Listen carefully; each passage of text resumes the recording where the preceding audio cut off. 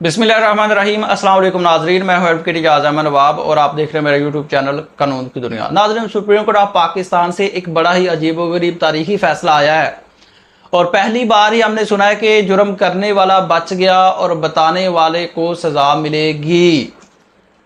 मैं आपको यह भी बताता चलूं कि पाकिस्तान में इस वक्त सोशल मीडिया और मीडिया ऐसे समझा जाता है कि सारे मसाइल की जड़ ये ही है, लेकिन ऐसा नहीं है। बल्कि ऐसा है कि सोशल मीडिया के आने से जो ट्रू फेस है वो सामने आ गया है। जो ट्रू न्यूज़ होती हैं, जो एक्चुअल खबरें होती हैं वो सामने आ जाती हैं। जो आवाम की एक्चुअल आवाज़ होती है वो सामने आ जाती है। जो आवाम की एक्चुअल मंशा होती है और जो एक्चुअल हकीकत में जमहूरियत है वो सामने आती है सोशल मीडिया के ज़रिए।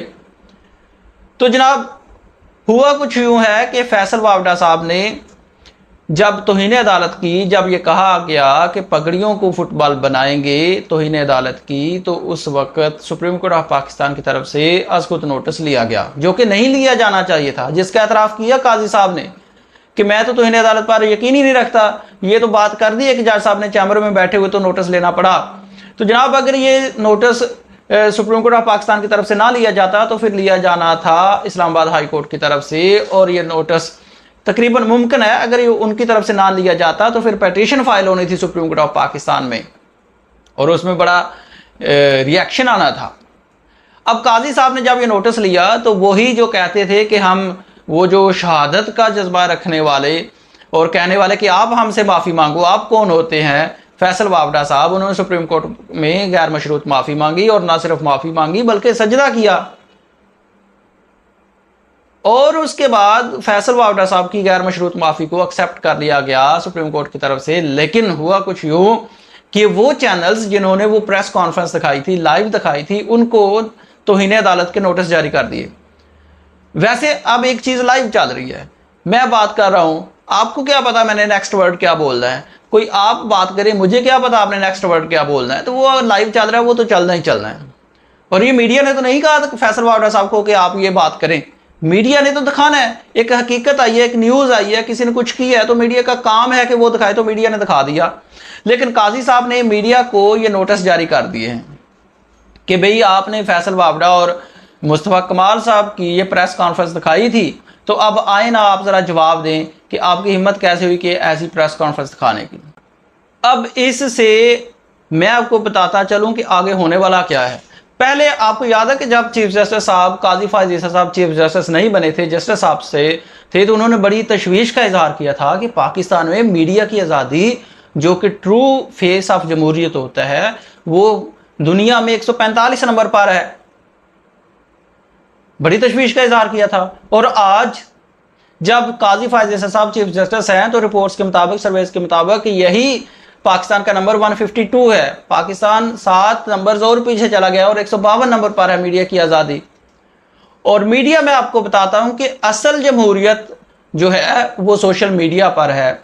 असल आवाज़ अवाम की सोशल मीडिया पर आती है, असल अवाम की मंशा सोशल मीडिया पर नजर आती है। जो जमहूरियत, असल जो एक्चुअल फेस ऑफ जमहूरियत है वो सोशल मीडिया है, वरना तो अवाम की आवाज़ ही सामने नहीं आती थी। तो अब जो सोशल मीडिया है, जो लग रहा है कि तमाम मसाइल की जड़ है, बल्कि वो ये जड़ नहीं है। ये सोशल मीडिया, असल में सोशल मीडिया जो है लोगों के, अवाम के मसाइल और जो सच्ची खबरें होती हैं वो सामने लेकर आता है।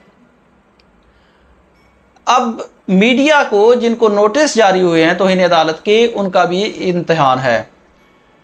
इम्तिहान ये है कि मीडिया वैसे डिवाइड है, पॉलिटिकल मैटर्स में मीडिया डिवाइड है। किसी को नून लीग पसंद है और नून लीग के लिए काम करता है, किसी को पीटीआई पसंद है तो पीटीआई के लिए काम करता है। न्यूट्रल साफी बहुत कम मिलते हैं हमें,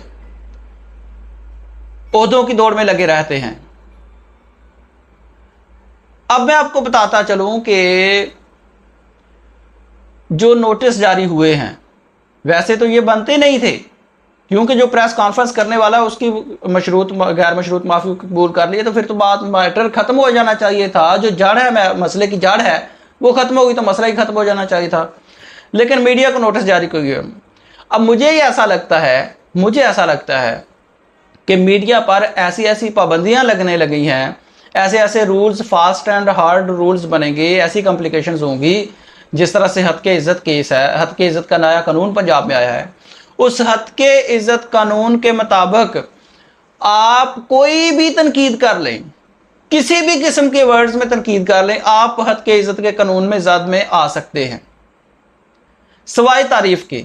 अगर आप तारीफ करते हैं तो बच जाते हैं, लेकिन अगर आप तनकीद करते हैं, वो अच्छे अल्फाज में हो, बुरे अल्फाज में हो, वो इल्ज़ाम हो, जो मर्जी हो, अगर आपने तनकीद की किसी भी किस्म के अल्फाज में, तो आप तो हद के इज्जत के पंजाब में जद में आ सकते हैं।